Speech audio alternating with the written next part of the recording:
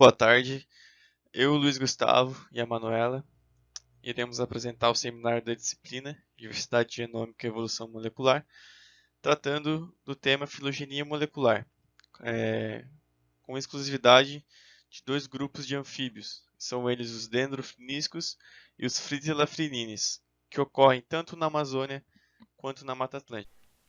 Diante das mudanças ambientais e alterações climáticas, documentar a diversidade dos anfíbios neotropicais tornou-se um grande desafio nos dias de hoje.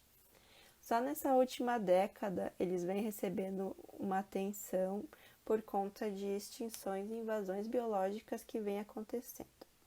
A partir disso, então, nós escolhemos dois artigos que estudam mais a fundo dois grupos de anfíbios. Ambos foram escritos por Fouquet et al. E publicados no ano de 2012.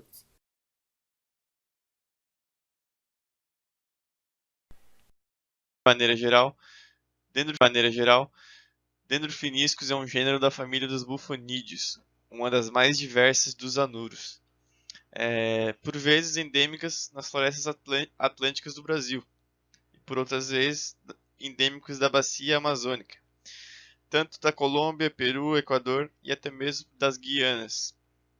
Estudos indicam também que o gênero divergiu do grupo cormão há cerca de 50 ou 70, até 70 milhões de anos atrás.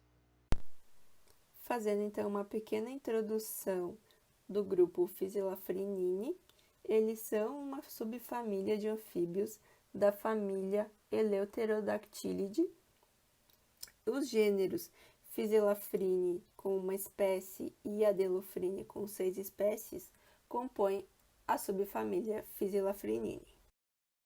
Entre tantas semelhanças entre os grupos, podemos citar algumas, como a distribuição neotropical e aspectos morfológicos.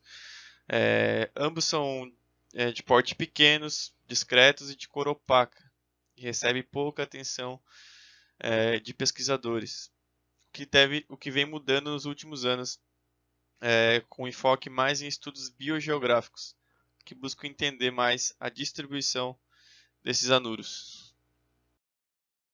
Os padrões biogeográficos de distribuição desses dois grupos são intrigantes, já que a Mata Atlântica e a Amazônia são separados por formações abertas e secas, que acabam sendo uma barreira às trocas bióticas. Outra questão importante sobre os padrões biogeográficos é que o Fouquet, o autor do artigo, a grande pergunta é o porquê espécies do mesmo gênero ocorrem na Amazônia e na Mata Atlântica, sendo 8 delas na mata e 2 na Amazônia. Então, para descobrir isso, somente através das técnicas de filogenia. A filogenia dentro do grupo dos dendrofriníscos. Em 93, Isaacson agrupou as espécies com base na reprodução. De acordo com ele, essa divisão deveria acontecer entre as espécies que procriam em corpos de água temporários e as espécies que procriam em, entre parênteses, tanques terrestres, sendo essas espécies que supostamente procriavam em bromélias. Porém, em 2010, Casimiro notou diferenças comportamentais entre essas espécies, independentemente do local de reprodução. Outra questão na filogenia de dendrofriníscos se refere à colocação de Rhinella bollengeri, que originalmente foi descrita como friniscus proboscis. Para resolver isso, Chaparro propôs que o nome de substituição de Rhinella bollengeri voltasse para seu nome original. Essa espécie anteriormente também já foi atribuída a dendrofriníscos, mas ela nunca foi inclusa em nenhuma análise filogenética. Rhinella também já foi atribuída ao gênero Rhamphophrine. Essa atribuição foi um pouco mais desarmoniosa, tendo em vista a sua distribuição, pois Rhinella bollengeri é restrito à Mata Atlântica e, portanto, representaria a única espécie não andina do seu novo gênero. Essa estranheza biogeográfica é ainda mais enfatizada pela idade aparentemente jovem de Ranfofrini, ou seja, uma divergência muito antiga corresponderia a uma distribuição desconexa. Os artigos em questão possuem materiais e métodos semelhantes, mas com algumas distinções. O que é semelhante são as análises moleculares e filogenéticas. A datação também, que é uma técnica que relaciona o tempo de divergência entre duas espécies com o número de diferenças moleculares medidas entre as sequências de DNAs. O que difere é que apenas o artigo 1 utiliza análises morfológicas. Já o artigo 2 utiliza redes de locus de DNA nuclear simples e distâncias genéticas de DNA mitocondrial. Para responder todas essas questões, nas análises e métodos moleculares, foi gerado a partir da extração de DNA sequências de losse mitocondrial e nuclear, e que foram combinadas com dados já publicados na plataforma GenBank. A principal hipótese até então assumia que o grupo dos dendrofriníscos é monofilético e que o gênero compreendia dois clados que se dividiam em ou um grupo amazônico ou um grupo da Mata Atlântica, ou também os que procriam em tanques terrestres e os que procriam em fitotelma. A metodologia empregada para datação molecular, usada para estimar o momento de diversificação do grupo, foi o relógio molecular relaxado com a abordagem bayesiana. Agora irei falar um pouco sobre as análises filogenéticas. Fazer uma inferência é usar a informação para reduzir a incerteza. Então, a inferência bayesiana, de maneira geral, consiste na avaliação de hipóteses pela máxima verossimilhança, que é o método para estimar os parâmetros de um modelo estatístico. Assim, a partir de um conjunto de dados e dado um modelo estatístico, a estimativa por máxima verossimilhança estima valores para os diferentes parâmetros do modelo. Então, aqui a gente pode ver a fórmula de Bayes, que é usada para diversas análises estatísticas. Também vamos comentar sobre máxima parcimônia, critério de otimização sobre qual a árvore filogenética, que possuirá menor mudança evolutiva, para explicar os dados observados, deve ser a escolhida. A datação através de sequências multilocus é de extrema importância e tem sido muito usada em estudos ecológicos e principalmente de biogeografia, como é o caso desse estudo do Fourquet. Consiste numa técnica molecular que estuda a diversidade genética de uma mesma espécie por meio de variação de sequência em múltiplos loci de genes. Nas análises morfológicas foram avaliadas as diferenças intragenéricas entre as espécies. Os resultados nos indicam, através de filogenia molecular, que a espécie atualmente chamada de R. bonlegeri mostrou-se intimamente relacionada ao gênero Dendrofriniscus. Ambos os métodos de reconstrução filogenética apoiam a monofilia em Dendrofriniscus também. No entanto, há uma antiga divergência que não foi documentada anteriormente dentro do gênero, na qual separa espécies amazônicas das espécies da Mata Atlântica. Esse resultado também é suportado quando os marcadores mitocondriais e nucleares são analisados isoladamente, como veremos na figura a seguir.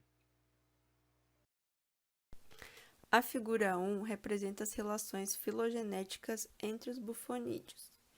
Ela mostra a divergência entre as espécies da Amazônia e da Mata Atlântica. Nela também está incluso Rhinella bollingeri ao seu novo grupo, os dendrofriníscos.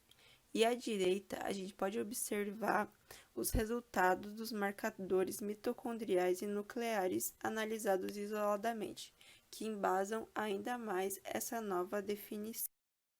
Através da datação molecular, definiu-se que a idade recuperada da divisão basal entre dendrofriníscos é 44 milhões de anos atrás.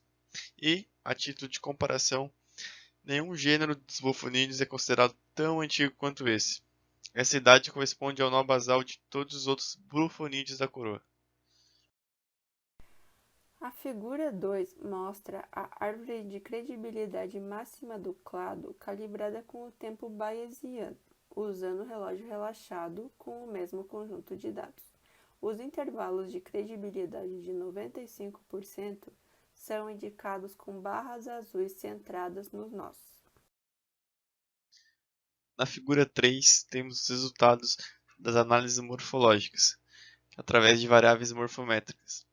A gente pode perceber através da figura que sim, as espécies da Amazônia são diferentes das espécies da Mata Atlântica, com exceção da Rhinella bonlegeri, que é diferente de ambas. Na discussão, então, é proposto um novo gênero para a família Bufonidae. Gill, em 2005, delineou algumas diretrizes para o reconhecimento de um novo gênero. O primeiro é que ele deveria apresentar monofiletismo. O segundo, compactação, que nenhum gênero deveria ser expandido desnecessariamente. O terceiro, que ele deveria ter distinção entre critérios ecológicos, morfológicos ou biogeográficos. No caso do Dendrofriniscus, esses três critérios convergem. Um dos principais resultados é o surgimento de um novo gênero, que é o gênero Amazonella, que corresponde às duas espécies que vivem na Amazônia. Então foi escolhido mudar de gênero os indivíduos da Amazônia, porque a espécie tipo, que dá nome ao gênero dos dendrofiníscos, é originária da Mata Atlântica. Portanto, as 8 espécies que vivem lá permaneceram dendrofiníscos. Na figura 4, a gente pode observar os registros de ocorrência de dendrofriniscos na Mata Atlântica, que são representados pelos símbolos em laranja, vermelho e amarelo, e também os registros de ocorrência do gênero novo, o Amazonella, na Amazônia. Além do surgimento de um novo gênero, houve uma redefinição dentro dos dendrofiníscos. Dados os resultados, foi colocado as espécies da Mata Atlântica, atualmente denominado Rhinella bonlegeri, no gênero Dendrofriniscus. Retomando então o segundo artigo, foi gerado a partir dos materiais e métodos mais de 5,8 mil bases de dados de sequência de 6 marcadores para todas as 7 espécies nominais da subfamília, bem como para populações recém-descobertas. Tudo isso a fim de testar a monofilia dos Physelafrinini, Adelophrine e Physelafrine, estimar a diversidade de espécies dentro da família e investigar sua história biogeográfica e sua diversificação. Um ponto interessante nos resultados do artigo 2 é que sugere que o número real de espécies de Physelafrine é pelo menos 2 vezes a diversidade de espécies atualmente reconhecida, com quase todas as populações geograficamente isoladas representando uma espécie candidata divergente. Ou seja, a reconstrução filogenética confirmou a monofilia de cada grupo. A datação molecular revelou que os Physelafrinini se originaram na Amazônia e se dispersaram durante o início do Mioceno para a Mata Atlântica. Os 2 clados de Adelophrine da Mata Atlântica começaram a se diversificar cerca de 7 milhões de anos atrás, enquanto os Adelophrine do norte da Amazônia diversificaram muito antes, cerca de 13 milhões de anos atrás. Conclui-se então que o resultado dos artigos destacam e descrevem os desafios para a conservação, em especial na região da Mata Atlântica, onde se encontra degradada em ritmo acelerado. O uso de ferramentas moleculares reforça a noção de que o conservadorismo morfológico e a convergência mascaram uma grande proporção de diversidade de anfíbios que ainda precisa ser descoberta, tanto em nível de espécie quanto em linhagens profundamente enraizadas. Então, pessoal, esses são os 2 artigos que a gente usou para fazer esse trabalho. Muito obrigada pela atenção de todos. Saudades!